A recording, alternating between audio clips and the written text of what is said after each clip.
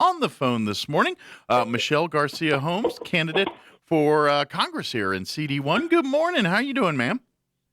Good morning. Thanks for having me on, Mike. I really appreciate it. Anytime. And how's the campaign going? I know we're getting warm here. Is primaries right around the corner? So I imagine kind of doing a lot of last minute pushes around the district. Yes, we are. We're getting ready to slide into home base for a home run. We've been doing really, really well. We've been talking to all the voters across the district.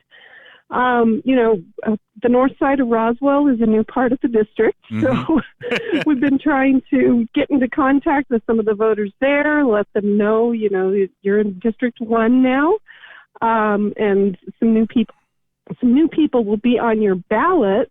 So, kind of do a little research and check things out. Just let me introduce myself. Yeah, let me introduce myself. Yeah. It's been an interesting ride, an interesting journey. I mean, talking to a lot of different people, letting them know, I have a 30-year background in law enforcement, and I think that's what we need right now. I've been endorsed by one of our local papers here in the district, and that's kind of what they cited. I'm the right candidate for the right time. Gotcha. With a lot of the issues that are going on, the open borders, that's a huge problem. Biden supports and Biden's administration supports. And we've just got to do something about that in Congress. We have to put a stop to the nonsense. Open borders are dangerous. I was kind of curious, and I'm just generally just wondering when, obviously getting some different territory in the district now. Obviously, looking from your perspective, and we talk about Roswell here and bringing probably a few more conservatives into CD1 as they did the redistricting here. But I'm kind of curious as you kind of go to some parts here versus parts that were, I guess, traditionally or originally or before in parts of CD1. Are the issues the same, or are you starting to see a few different unique issues that some of the constituents are bringing to you, or is it pretty universal? They're all screaming, wanting the same changes. It's a little bit of the same and a little bit different, right? The issues in Roswell are not necessarily the same issues as in, let's pick like Ruidoso. Sure. Right? I mean, they're a little bit different. Ruidoso's been suffering with some, just horrendous fires. They're a tourist community. They need help in different arenas. Sure. Roswell, though, a lot of people closer to the border suffer with, a crime issue, cartel issue, drug trafficking, human trafficking. I know I talked to a few of the law enforcement officers there in Roswell as well, and just kind of listening to what their issues are versus issues in some of the other parts of the district, like, say, Moriarty. Moriarty's part of the district, are completely different, but then somewhat the same. Sure. When you think about the crime issues or drug trafficking, things like that. So it's been kind of interesting listening to the entire district, but I feel like since they did redistricting, they made all three districts very viable for the conservatives to win this go-round. Sure, it could be a blessing in disguise, kind of, or at least bring some balance, maybe. Yeah, so, some people might feel like, why did they put, Roswell in District 1? That's never been our area. That's never been our district. But when you look at the fact that New Mexico, in all three districts is comprised of some city, some rural, some, oil. Sure. Oil and gas is, a huge thing in New Mexico. So when you look at the three districts, there's just, to me, there's a balance. There's a balance in the districts. And it really makes all three districts very viable this year for us to win. So imagine if we end up with three conservative congresswomen in Washington, D.C. Yeah. Imagine what the future of New Mexico is going to look like. All three of us working together to promote New Mexico, to lift it up, to lift up our oil and gas industry, to start getting some of those requests for leases in the oil and gas arena to start to flow, like to start to be approved. Let's make this happen in New Mexico, because we're dead last in pretty much everything. Absolutely. When it comes to the good things. Our education system is just horrific, and it's really sad. And that's what I hear about all over the district. I hear about our education system. I hear about oil and gas. People are paying too much at the pump. In New Mexico, because we helped make America energy independent, let's be realistic. We should be paying about $1 a gallon. We shouldn't be paying high prices at the pump. Absolutely. It's just unrealistic to think that, because we want to depend on foreign oil now, we should make Americans suffer. Sure. That is a very unrealistic thought process by the Biden administration. Yeah, it does not make sense. And it doesn't. And when we talk about oil and gas and things, and one thing that I've always said here is they talk about greener policies and things, and I'm like, okay, all right, that's a goal. Let's talk about it. But when you say, okay, well, we're going to stop drilling, where we have all these regulations and everything, but we're going to go rely on oil from China or Russia or the Middle East, wherever. Venezuela. Yeah. Like, we're depending on these other countries for our oil and gas industry. And, I think it was really President Trump was on the right track when he talked about making America energy independent. Mm-hmm. And energy independence is crucial for a country. And he was on the right track. And having New Mexico be, third in the nation, we've got the Permian Basin. It's premium oil, better than Saudi Arabia. So why are we depending on these foreign countries? We shouldn't be. Sure. We shouldn't be. We need to take care of our own first, in my opinion. Well, and I would even argue that by us doing it, we're actually going greener and things, because we actually have regulations and things that eliminate some of the greenhouse, all the stuff that they worry about. We are much better at not polluting it than the places we're actually getting the oil from right now. And so I'm exactly. like, from the green standpoint, it's like, wouldn't it be better for us to, let's face it, till there's a more viable option, all of us rely on oil and gas, and will for probably most of our lives until science moves to something more advanced. But right now, we're talking, let's be green. Okay, well, let's drill here where we actually have regulations and work with nature and things, where in other parts of the world, they're like, oh, there's a juicy vein. I don't care what we got to do to get to it. Let's get to it. And that's my argument. It's like, if you're for green, and all of us want a healthy planet. I don't think there's no one on the planet that doesn't want that, but exactly. Why? Exactly. Rather that, let's be realistic about it, instead of saying, oh, let's shut all our stuff down and stick our head in the sand and let the rest of the world pollute us, or let's be proactive and do it, a cleaner way. You know what I mean? Does that make sense? What I'm saying is, you've exactly nailed it. You've nailed it. It's our oil and gas industry is one of the cleanest industries in the world. And if you want America to have energy independence, you want to pay less at the pump, then it's drill, baby, drill. I'll tell you, we are one of the energy leaders in the nation, and taking away our good-paying jobs like that is just egregious. And, I know we're a long way from Washington, but we need a voice there that's going to speak up and going to say, look, let me educate you a bit about New Mexico. You don't need a passport to go there. Sure. It is part of the United States. It is. And, it's not just the oil and gas industry. We have a lot of rare earth minerals, natural resources, copper. Sure. Our mining industry is just tremendous here. And I'll tell you, it's important to explore other arenas, other areas of energy. Some of the things that I've heard talked about on the campaign trail, as well as the gubernatorial candidates, as well as, myself and other candidates. We've been talking about small nuclear reactors. Mm-hmm.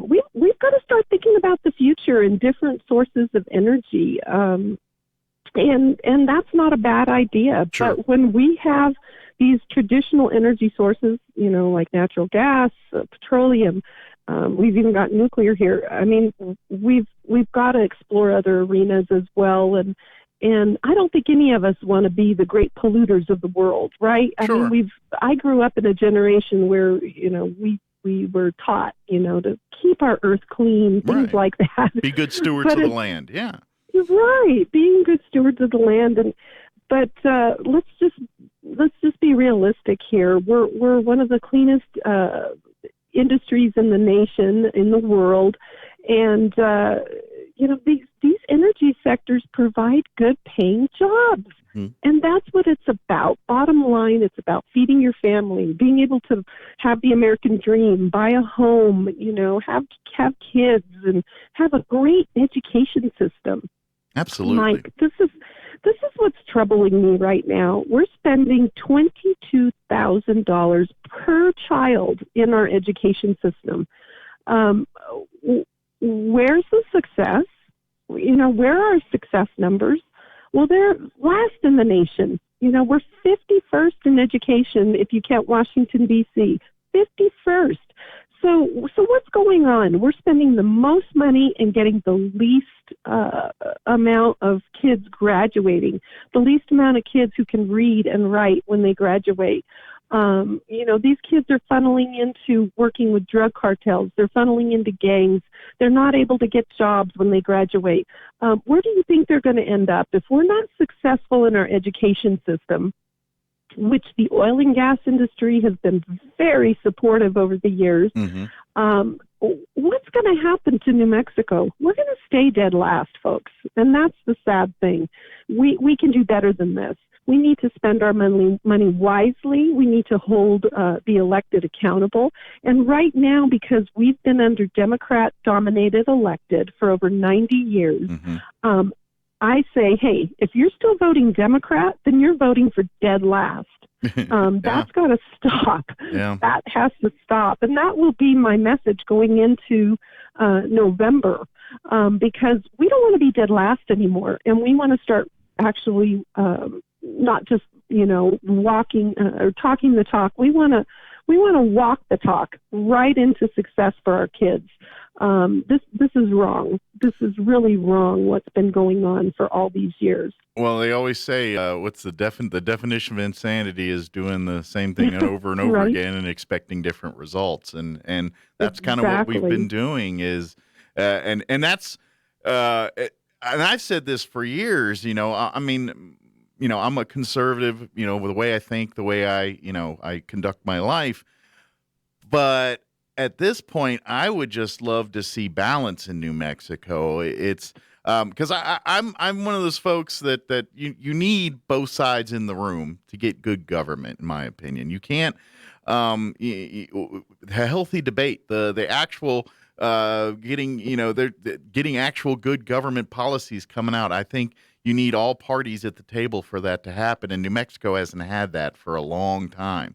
And when you have one party at the table calling all the shots, and not really anyone to present or defend the alternative here and have a real chance of making headway with it, that's something we haven't had in this state, and you've seen the results of that. Like you were saying, the numbers and the stats don't lie. Let's talk about let's put everybody in the room at least, and let's make Santa Fe at least balanced, to where there's actual good representation for everyone, and actual good policy and debate can come out of some of this stuff. And that's, I'd love to just get back to there, and that would be a huge victory. But we got, the only way we start is at primaries and general elections here. That's how we fix it. So that's we the big do, part. and we've got to get Republicans out to vote in the midterms. They generally don't like to get out and vote in the midterms, but there's a lot of pocketbook issues going on right now. Inflation's out of control. We're paying too much for food, too much for gasoline. People are having to make the hard decisions. Do I buy a gallon of milk? Do I buy a gallon of gas? Mm-hmm. We have a lot of people on government assistance in New Mexico. We've got to get people, get them some opportunity, get them some jobs they actually want to go and start working in. Businesses don't want to come to New Mexico, especially ones that pay high-paying jobs, because of two reasons: the crime problems we have, the drug cartels, creating a lot of those crime problems, in our education system. Mm-hmm. And I want to share with you, Mike, I worked, 8 legislative sessions, and I worked with the Attorney General's office back under Attorney General King. I knew the King family. That's how I ended up working for Gary King for those 8 legislative sessions. Of course, I worked on a lot of the crime issues, a lot of tough on crime legislation, toughened up our child predator laws, passed the first human trafficking bill. I worked collaboratively with a group to help do that. Mm-hmm. Started the first statewide government investigative corruption division. And then I was also the liaison to the congressional delegation, and that was huge. I got to travel back to Washington, D.C., and I got to work with Senator Bingaman, Senator Domenici, and it's just like you said, working collaboratively with both sides mm-hmm. to get the job done. And it was a different climate back then. It was a different time. Democrats were real Democrats. Republicans were real Republicans. None of this rhino stuff, none of this, far left, extremist liberal. They were, who you knew who you were dealing with. Sure. Now you just never know who you're dealing with. So I do like the concept of what you're talking about, but I think it's difficult in this day and age because we have a lot of people who call themselves progressive liberals, and they're very difficult to work with because they have a very specific agenda. They want to change the direction of our nation. They want to change the direction of how things are done in New Mexico. And I think they've been in office for quite some time. The Democratic Party's been hijacked by a lot of these far left-leaning individuals, and that makes it difficult to do exactly what you were talking about, because I couldn't imagine back in the day having to, we had a grant that I was working on that I talked to Domenici and Bingaman about, and it was to help our farmers and ranchers, and it was an educational grant to teach them, lock up your chemicals. A lot of these chemicals are being stolen from you because they're being utilized to make methamphetamine. And so, going back and forth, talking to the congressional delegation, it was easy to explain the whole situation. But now with people's agenda, far left agenda, they don't care about our farmers. They don't care about our farmers' chemicals. They don't want you to farm. They're voting for things like Keep It in the Ground Act. They don't want you to even pump oil and gas or be in any of these industries in New Mexico. They don't even want you to ranch. They don't like cows anymore. Sure. It's like, that is not New Mexico, folks. That's unrealistic. We have ranchers. We have farmers. We have the oil and gas industry. But they're so far left that they don't want us to have any of these industries here. Sure. And so it's really difficult to now, in my mind, run across the hall and deal with a far left progressive and talk to them about realistic things that are happening to each of our communities that we thrive off of. and try and get them to be supportive. Sure. So, and it's a small community on the left, that far left. Mm-hmm. I have talked to some of the Democrats in, some of the counties I have. I have DeBaca County, and I have Guadalupe County, Torrance County, and you've got a few Democrats here, but they actually are the old school Democrats. They are much more conservative, than these new far left progressives that have kind of taken over our Sure. political communities. And we've got to get some of those to run for office so that we can actually have realistic conversations and get the job done here in New Mexico. And I think it's going to be a different year. I think people are fed up. They're fed up with the high gas prices for sure. Sure. And they want things to be stopped in Washington. Enough is enough from Joe Biden. I mean, I'm not sure the man even knows, what day it is or what's going on in our country. It's really sad, sad state of affairs there. And so, there's a lot of puppeteers behind the world leader here, but the nation's leader. But I just feel like it's got to stop. It's got to stop. I mean, his open border policies are actually just the worst thing for our families. They're just processing these people at the border, and we used to do it much more organized, and we've got laws in place that we just need to enforce. Sure. And stop what's going on at the border. These asylum seekers that aren't really asylum seekers. How are we going to get to the bottom of that? It's ridiculous the way his administration is just processing people. Because, I was reading something the other day, Mike, and I want to share this with the audience. There's over 1 million people that are waiting for hearings, for immigration hearings. Wow. That's a huge backlog. And you got to think about that number. That is a huge backlog. How are we going to get to that when we suffer from a lack of judges, a lack of immigration hearing officers, a lack of people in the Homeland Security industry. And then, Biden's open borders are not going to work for America the way he's doing it. We need to be much more organized about it. We have a farming and a ranching community here. I've been talking to some of the farmers in the district, and they didn't plant as much as they usually do because they didn't have the help. Wow. So what I'm hearing is we're not getting, the workers that we need to come into America. They're not getting as much help. They're not getting as much of people signing up, to work. And so to me, that's not working for America. The open border policies that Biden has right now are not working for Americans. They're not working for America, and they're dangerous. They're dangerous for our families. I think I was reading another statistic and talking to a few other people about this that live along the border.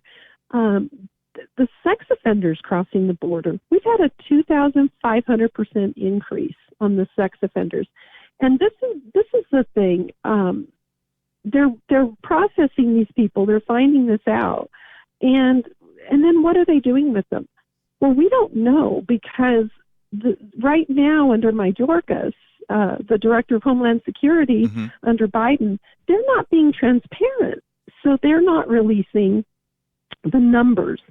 So they're keeping Americans in the dark now because they have a fast and furious agenda. And so to me, that's one of the hugest problems we have right now is that border issue. Well, and like you said, if we're not getting all the information, then how are people supposed to make educated, decisions on what to do if we're not getting all the details, Right.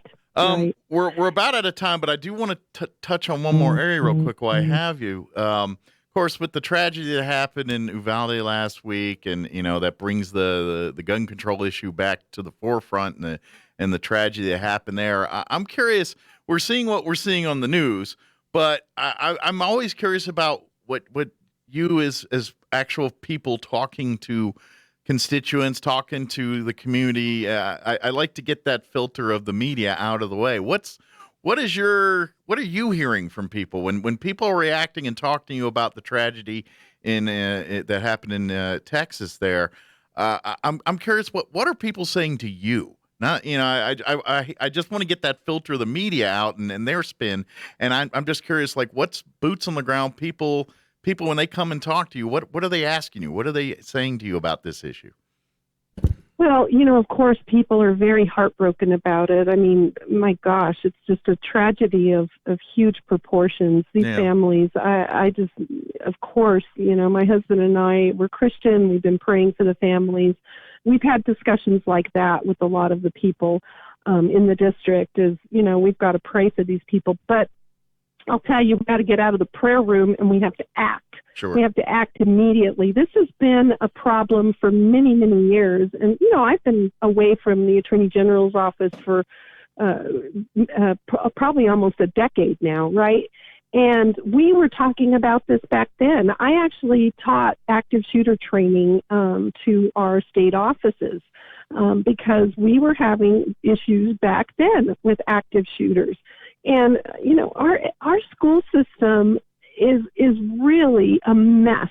When you think about a lot of these schools have not taken action to secure their schools, and now they're soft targets for offenders like this to come in. And you've got to think about, this is something that one mother told me. She goes, my child goes to school every day, and instead of thinking about education, my child's thinking about, is someone going to come in here and kill me? Right.